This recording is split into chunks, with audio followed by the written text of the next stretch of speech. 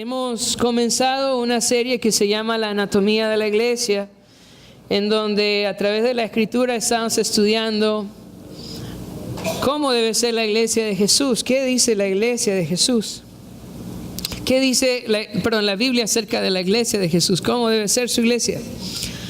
La semana pasada hablamos acerca de que la cabeza de la iglesia es Jesús, y que los miembros de la iglesia deben ser, ay hermanos, deben ser santos. Así debe ser la iglesia. Adoramos a un Dios que es santo, santo, santo, y así debe ser su iglesia también. Una iglesia que busca la santidad, que refleja la santidad de Dios. El día de hoy vamos a hablar acerca del gobierno de la iglesia, cómo debe ser gobernada la iglesia. Y antes de entrar en 1 Timoteo 3, que es el pasaje que vamos a estar estudiando esta mañana, vamos a tomar un tiempo para orar y encomendar el estudio de hoy en las manos del Señor. Vamos a orar. Padre, en esta mañana nos presentamos como iglesia para que nos transformes por tu palabra, como cantábamos, Señor. Queremos ser renovados. Cambia nuestra forma de pensar, nuestra forma de ver las cosas. Ayúdanos a ser una iglesia bíblica que hace las cosas conforme a lo que está establecido en tu palabra. Ayúdanos a entender el pasaje y ayúdame a mí a predicarlo también. En el nombre de Jesús oramos, amén y amén. El gobierno de la iglesia es un tema importante, porque cuando uno viene al Señor, tiene ideas acerca de cómo deberían de ser las decisiones de la iglesia, de cómo debería ser gobernada la iglesia, y traemos esas ideas a la iglesia. Hay diferentes tipos de gobiernos que iglesias han elegido para tomar decisiones. Un tipo de gobierno común es donde un pastor es el encargado de todo y toma las decisiones y hace en la iglesia como a él le parece. Pero eso no es bíblico. En la palabra de Dios nunca encontramos a un pastor solo tomando decisiones por la iglesia. Por otro lado, tenemos iglesias que han optado por un gobierno congregacional, en donde cada persona de la iglesia tiene un voto y las decisiones se toman por votación, pero eso tampoco es bíblico. Recuerdo con tristeza cuando estaba pequeño, cuando dije ayer que cuando estaba pequeño todos empezaron a reír, y no sé, pero estaba hablando en serio ayer, ese es el problema que tengo ahora. Cuando estaba pequeño, recuerdo con mucha tristeza que cada año se le pedía al pastor que saliera un domingo afuera, mientras la congregación votaba si querían tenerlo un año más o no. Eso tampoco es bíblico, hermanos. La iglesia no debe ser gobernada por la congregación. Si yo les preguntara esa mañana y no me respondan, por favor, si yo les preguntara esa mañana, ¿cuántos de ustedes leen y estudian diligentemente su Biblia? No levante la mano. Yo sé que el número se reduce de toda la congregación, y luego le preguntara cuántos de ustedes obedecen fielmente lo que la Biblia dice, se reduce aún mucho menos. Por lo tanto, el gobierno de la iglesia no debería ser dado a la congregación de la iglesia. Entonces, ¿cómo es el gobierno de la iglesia en la palabra de Dios? ¿Qué nos dice la Biblia acerca de quiénes deben tomar las decisiones de la iglesia? Vamos a ir al libro de 1 Timoteo.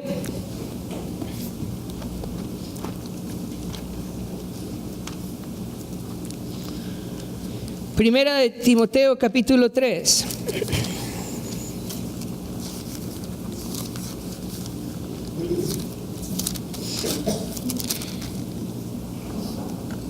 Primera de Timoteo, capítulo 3, y dice el versículo 1, palabra fiel.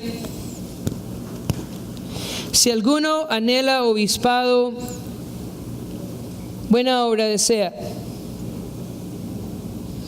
Pero es necesario que el obispo sea irreprensible, marido de una sola mujer, sobrio, prudente, decoroso, hospedador, apto para enseñar, Esa palabra que se usa aquí como obispo es usada de forma intercambiable en otros pasajes de la Biblia con la palabra pastor y con la palabra anciano.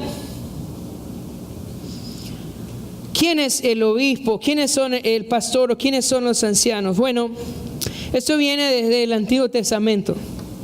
En el Antiguo Testamento había un grupo de hombres que se llamaban los ancianos de la ciudad, que representaban esa ciudad delante del rey, que tomaban decisiones, que ayudaban a la gente a resolver sus conflictos, que daban consejo a la gente. Era un grupo de ancianos.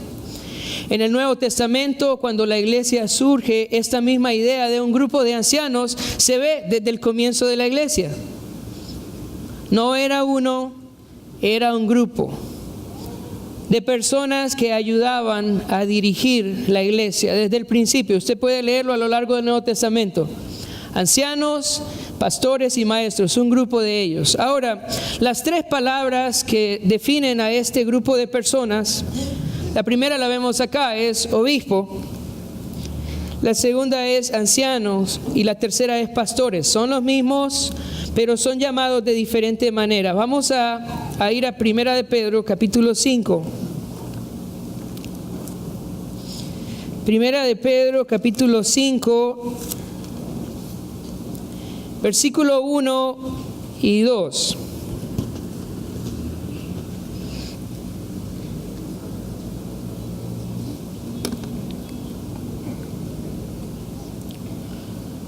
Ruego, dice, a los ancianos que están entre vosotros, yo anciano también con ellos, y testigo de los padecimientos de Cristo, que soy también participante de la gloria que será revelada.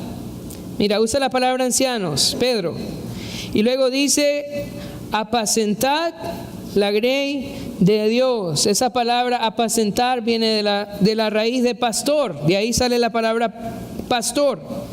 Apacentar la grey de Dios que está entre vosotros, cuidando de ella, de ahí viene la palabra obispo. Eso significa ser obispo, una persona que ve, que cuida. Cuidando de ella, no por fuerza, sino voluntariamente, no por ganancia deshonesta, sino con ánimo pronto. No como teniendo señorío sobre los que están a vuestro cuidado, sino siendo, dice, ejemplo de la grey. Y cuando aparezca el príncipe de los pastores, vosotros recibiréis la corona incorruptible de gloria. Entonces vemos en este pasaje que usa la palabra obispo, anciano y pastor para hablar del mismo grupo de personas. Aunque es el mismo grupo de personas, hace énfasis en diferentes aspectos de la vida del pastor y del anciano o del obispo. Como les decía, la palabra obispo significa el que ve, el que cuida, el guardián. Este es el trabajo del obispo, es cuidar las ovejas, ¿verdad? Es guardián, guardar la doctrina, guardar la pureza de la iglesia. Ese es su trabajo. La parte de anciano hace más referencia a su experiencia, a su madurez, a su carácter. Debe ser una persona que conoce la palabra de Dios, que tiene experiencia. Y la palabra pastor tiene que ver en la forma en cómo hace su trabajo. El pastor debe ser una persona paciente. Las ovejas son animales muy lindos y leí que eran inteligentes. Yo no sé si eso los hace sentir bien. Pero sí, dice el libro que leía sobre las ovejas, dice que son animales bien inteligentes, pero no tienen sentido de dirección, ellos rápidamente se pierden. Entonces, aunque son muy inteligentes, el pastor tiene que estar siempre con misericordia, con paciencia, yéndolos a buscar. También son animales sentimentales que se deprimen, por eso el Salmo 23 dice, tu vara y tu cayado me infundirán aliento. Así que el pastor tiene que hacer esas cosas, el anciano tiene que hacer esas cosas, tiene que ser paciente, tiene que ser misericordioso. Entonces esas tres palabras hablan de la misma persona, pero una se enfoca en su función, otra en su carácter y la otra en la forma en cómo debe realizar su trabajo, pero es el mismo grupo de personas. Ahora, ese grupo de personas es muy importante en la iglesia. ¿Por qué? Porque son ellos los que enseñan la palabra de Dios, los que cuidan la palabra de Dios, de la pureza, de la enseñanza, y los que cuidan también a las ovejas. Si estas personas tienen mal testimonio, entonces la iglesia va a tener mal testimonio también. Si tienen mala doctrina, entonces la iglesia va a tener mala doctrina también. Si son tolerantes con el pecado, entonces la iglesia va a ser así, porque ellos son los que dirigen la iglesia. Así que la elección de estas personas es muy importante. Tristemente, algunos no han tomado el tiempo para examinar esas características. Tristemente, algunas iglesias eligen a sus ancianos porque son personas que tienen mucho dinero y creen que pueden dar dinero para la iglesia. Eso no es correcto. Eso no es dentro de las características del anciano. Eso no lo hace anciano. Otras personas consideran que un anciano debería ser alguien exitoso en los negocios, pero la iglesia no es un negocio. Y eso no es una característica para un anciano. ¿Cuáles son las características del anciano? ¿Cómo debe ser todo aquel que integra este grupo que va a dirigir la iglesia? Vamos a verla ahora en 1 de Timoteo capítulo 3. Vamos a volver a 1 de Timoteo capítulo 3.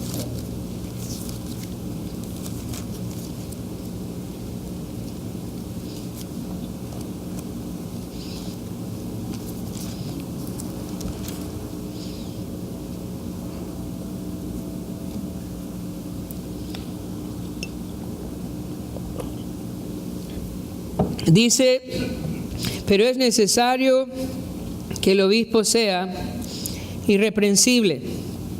Irreprensible significa que no tiene nada que podamos señalarle. No es una persona que nunca ha cometido errores, es una persona que ha enfrentado sus errores, ha restituido. Ahora dice, pero es necesario que el obispo sea irreprensible, y luego da ¿en qué áreas? Da una lista de las áreas en que debe ser irreprensible. La primera área en la que el obispo debe ser irreprensible es en su vida conyugal. Dice, pero es necesario que sea irreprensible, marido de una sola mujer. Ahora, cuando dice marido de una sola mujer, no está diciendo solamente que esté casado. De pronto hay muchas personas casadas en la congregación. Lo que está diciendo es que es un hombre que está comprometido con su esposa, que se ha entregado a cuidar de su esposa, a amar a su esposa y a serle fiel a su esposa. Es la idea de que es un ejemplo en cuanto al trato con su esposa, a su relación conyugal. Esa es la idea.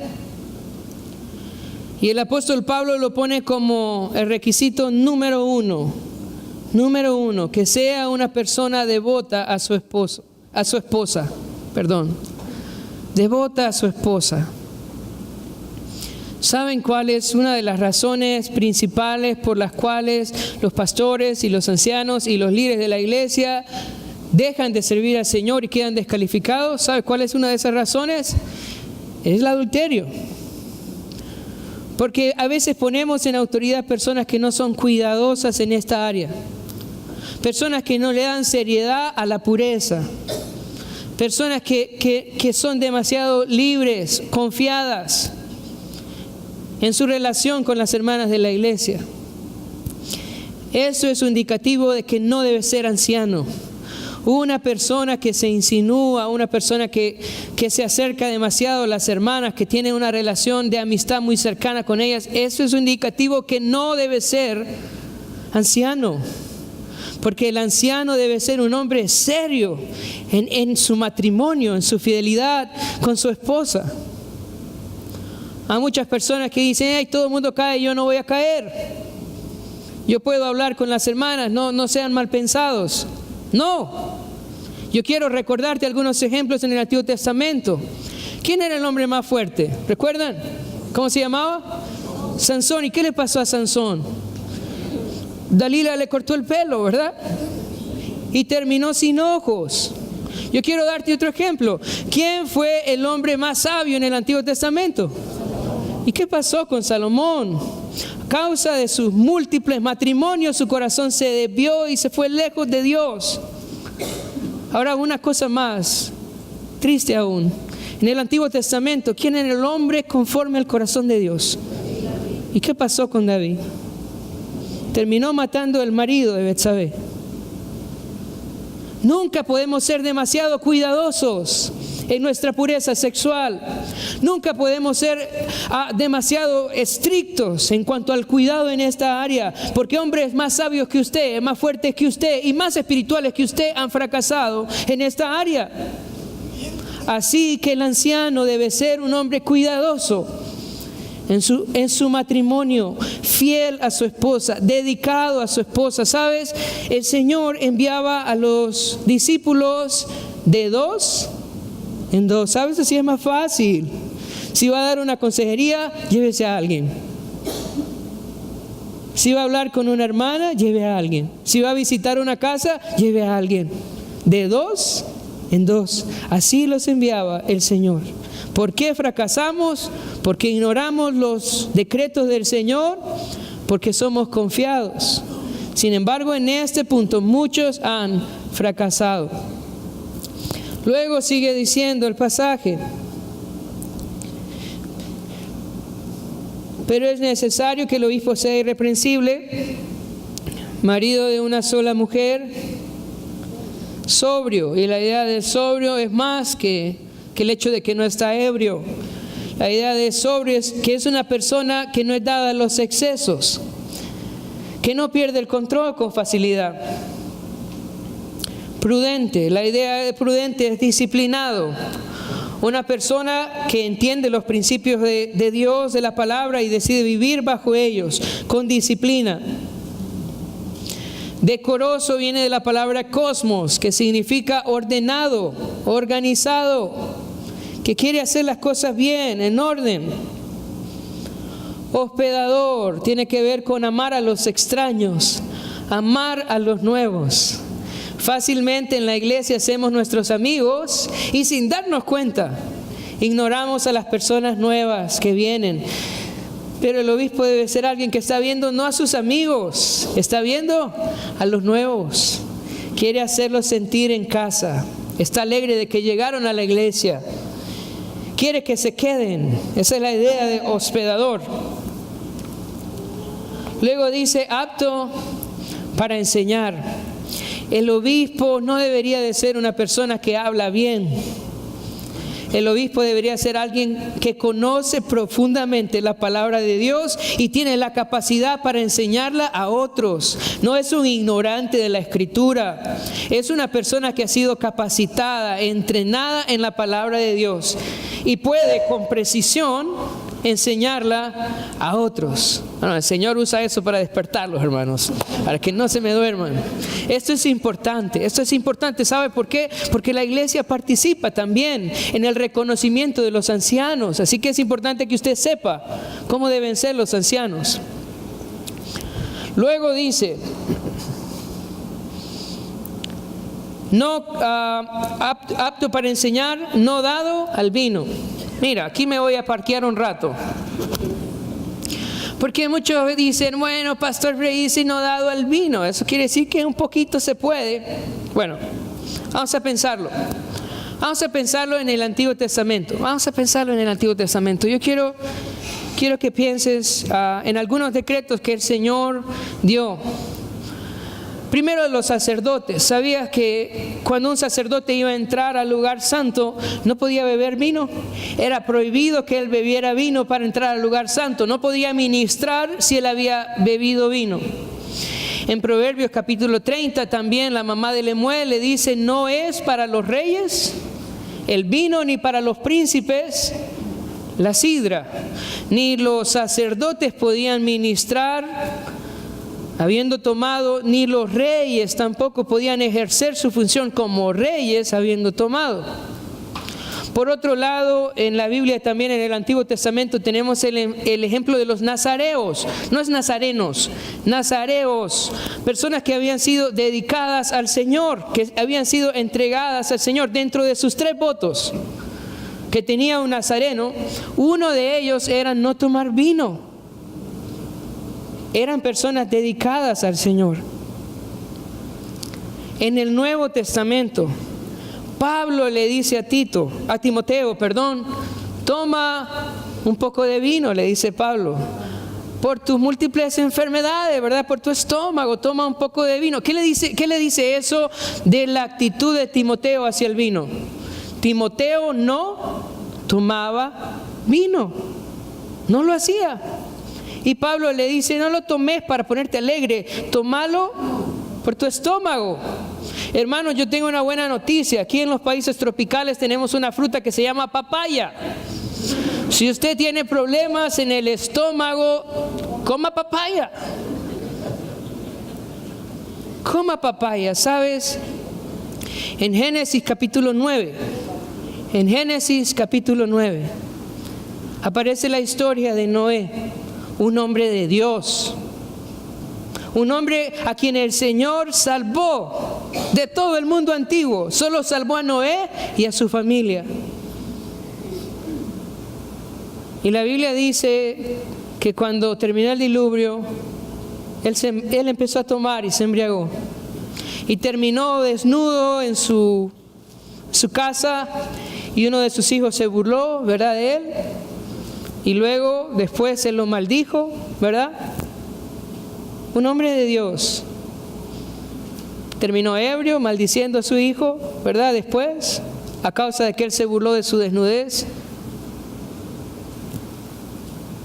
Yo creo que en la Biblia tenemos muchas razones por las cuales abstenernos del vino. En la parte de la cultura ya pues no había refri. Entonces lo que se sembraba era jugo de uva, ¿verdad? Y se guardaba. No tenían refri, hermanos. ¿Y qué pasaba? Se fermentaba. Pero nosotros hoy tenemos muchos frescos que tomar, ¿cierto? Yo no les voy a recomendar que tomen coca, ¿verdad? Pero podemos ser frescos de cualquier cosa, hay tantas cosas, hay tanta variedad. Más adelante el apóstol Pablo nos dice, no os embriaguéis con vino en lo cual hay disolución, antes sed que llenos del Espíritu Santo. ¿Qué debe de buscar un hombre de Dios, una mujer de Dios? Ser llena del Espíritu Santo. ¿Ocupamos nosotros buscar la alegría en el alcohol? No. Por otro lado, nosotros somos ejemplos a otros. De pronto usted puede tomar un poquito, pero no se asuste si su hijo se toma la botella. ¿Qué pasa si el pastor y los ancianos de la iglesia se echan su cervecita de vez en cuando? ¿Qué podemos esperar de la congregación, hermanos? Somos ejemplo a nuestra congregación. Y ustedes son ejemplo a sus hijos también. Así que yo quiero animarles a cuidarse en estas cosas, a no darle puerta a Satanás en esta área. Vamos a continuar. Dice, no dado el vino, no pendenciero. La palabra pendenciero aquí es peleón, de la gente que le gusta arreglar las cosas con los puños. Ese es, peleonero. No codicioso de ganancias deshonestas. La idea es que no quiere servir al Señor tratando de alcanzar un lucro personal, sino dice amable, apacible. Tiene que ver con sus tratos. ¿Cómo es él? Una persona amable, no una persona que se enoja rápidamente, que pierde el control, no. Y luego dice no avaro. La idea de avaricia es amor al dinero, que no ama al dinero. Si usted ama al dinero, no sea anciano, por favor. Porque eso no es para hacer dinero. Eso es para servir al Señor. No debe ser alguien que ama al dinero. Ahora en el versículo 4 dice que gobierne bien su casa. Eso es muy importante, que gobierne bien su casa. Que tenga a sus hijos en sujeción con toda honestidad. Pues el que no sabe gobernar su propia casa, ¿cómo cuidará de la iglesia de Dios?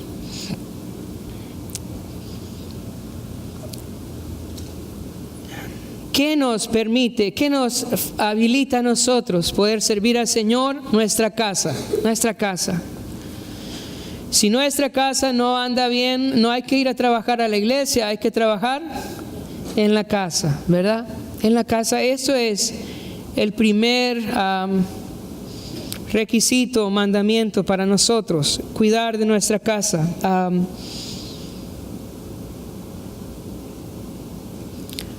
La idea no es, quiero explicarte un poquito, la idea no es, cuando habla de gobernar su casa, la idea no es que es un padre que logra que sus hijos le obedezcan porque le grita, o porque les maltrata, o porque los insulta. Esa no es la idea. La idea es que gobierna bien su casa, porque la idea de gobernar es liderar. Lidera bien su casa porque trabaja en su fe. Porque sus hijos conocen a Jesús y aman a Jesús, porque su esposa conoce a Jesús y ama a Jesús, porque sus hijos conocen la palabra y su esposa conoce la palabra, porque él ha hecho un trabajo de discipulado, un trabajo de evangelismo, porque es un testimonio en su casa y sus hijos son cristianos. En Tito capítulo 1 dice que el anciano debe tener hijos creyentes. Creyentes, sus hijos deben ser creyentes. Y si mis hijos no son creyentes, yo puedo servir en otra área de la iglesia, pero no puedo ser anciano. Porque mi primera iglesia debe ser mi casa. Así que todo aquel que quiera servir al Señor no debe entregarse al servicio al Señor y descuidar su casa. Al contrario, debe entregarse al servicio en su casa y servir al Señor. ¿Quién es el esposo de la iglesia? ¿Quién es? Cristo Jesús. ¿Y quién va a cuidar la iglesia? Es Cristo Jesús. Ahora, ¿quién va a cuidar su esposa? Usted, hermano. Usted es el que la tiene que cuidar. No es el pastor de la iglesia, es usted. Así debe ser las prioridades en el servicio a Dios, es cuidar en nuestro hogar, discipular a nuestros hijos, evangelizar a nuestros hijos, jugar con nuestros hijos, pasar tiempo con ellos. La Biblia dice al levantarte y al acostarte. En Deuteronomio 6, ¿cuándo hay que enseñarles la palabra? Al levantarse y entonces suficiente un devocional. Por lo menos 2 dice, a levantarte y a acostarte, y luego dice mientras andes por el camino, en el carro, con ellos. Este es el trabajo. Su casa. Dice versículo 6, no un neófito, no sea que envaneciéndose caiga en la condenación del diablo. Neófito significa recién plantado. La idea es que alguien nuevo en la fe, alguien que tiene poco tiempo de estar en el evangelio, no debe ser un neófito. Dice no sea que cae envaneciéndose. La idea de envaneciéndose es envanecerse, llenarse de aire o de humo. Caiga en la condenación del diablo. ¿Qué pasó con Satanás? Cuando fue creado con tamboriles y todo esto, Satanás, ¿qué pasó? Se llenó de humo, ¿verdad? Y el Señor lo sacó. Cuando ponemos en autoridad a un nuevo creyente, ¿qué estamos haciendo? Estamos siendo tropiezo, le estamos empujando a envanecerse y va a caer en la misma condenación que cayó Satanás. Y va a quedar descalificado. Así que no hay prisa por ser anciano. No. Aprendamos, trabajemos en nuestra casa, sirvamos al Señor. Podemos servir de muchas maneras. No se apresure por ser anciano. Mejor hay que ser un buen anciano, un anciano que conoce la palabra de Dios profundamente, que la practica. Tome tiempo para prepararse, no corra. Ese grupo no es para los neófitos. Y luego dice, versículo 7, también es necesario que tenga buen testimonio de los de afuera, para que no caiga en descrédito y en lazo del diablo.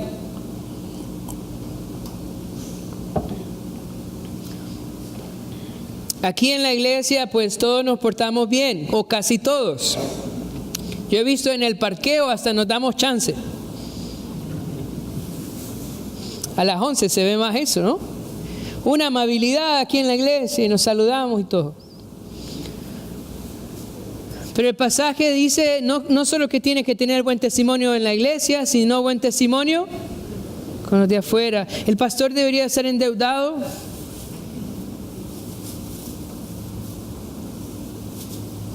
¿El pastor debería estar moroso?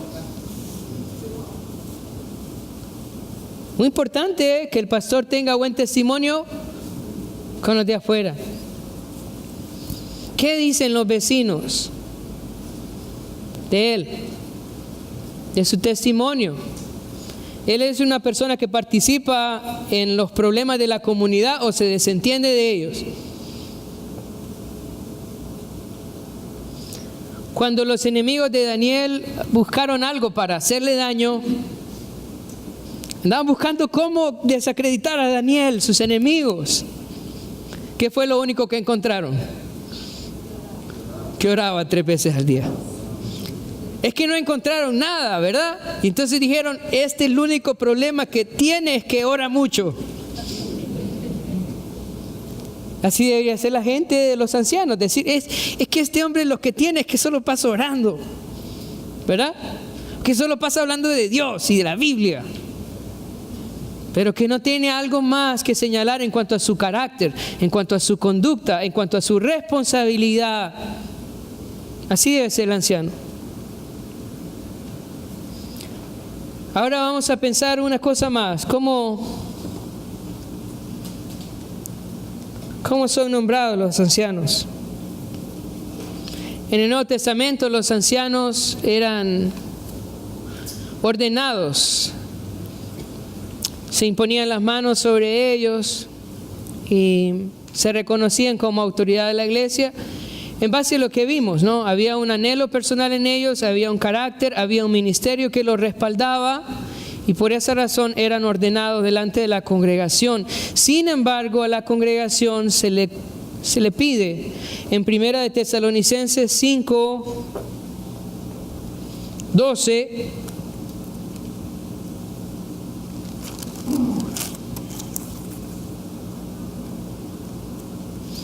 Primera de Tesalonicenses 5,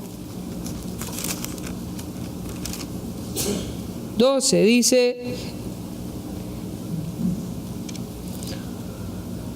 os rogamos, hermanos, que reconozcáis a los que trabajan entre vosotros y os presiden en el Señor y os amonestan, y que los tengáis en mucha estima y amor por causa de su obra. Tened paz entre vosotros. La idea es que la iglesia debía reconocer a los líderes de la iglesia. No es una cuestión de elección, no es que vamos a poner afiches, yo quiero ser anciano en las puertas, ¿verdad? Vota por... No. Es que su ministerio es evidente, su testimonio es evidente. Y cuando la iglesia piensa en sus ancianos, dice aquel, él es un hombre de Dios, de buen testimonio, que sirve en la iglesia, que vemos su familia cristiana, que es un modelo. Y la iglesia los reconoce. Y los demás ancianos, ¿qué hacen? Solo confirman la voluntad de Dios en la oración y lo reconocen como un anciano de la iglesia, es ordenado. por otros ancianos. Así debe ser el gobierno de la iglesia. Quiero animarlos a que estén orando por los ancianos de la iglesia, que puedan también ayudarnos a cuidar el liderazgo de la iglesia. Si alguien sabe que un anciano realmente está viviendo una vida doble, es responsabilidad de la iglesia también, así como es responsabilidad de la iglesia reconocerlo, también es responsabilidad de la iglesia denunciarlo. Usted sabe que un pastor o un anciano tiene otra mujer, o anda parrandeando, o lo que sea. Si usted lo sabe, háblelo. Pero por otro lado también ámelos, ore por ellos, cuídelos, porque a veces dan ganas de salir corriendo, ¿verdad? A veces uno siente también que todo el mundo lo está viendo así, viendo a los niños. No es así tampoco. Necesitamos orar por ellos, necesitamos amarlos, cuidarlos, ¿verdad? Y orar que Dios siga levantando hombres así, que nos ayuden con el gobierno de la iglesia. Vamos a terminar orando.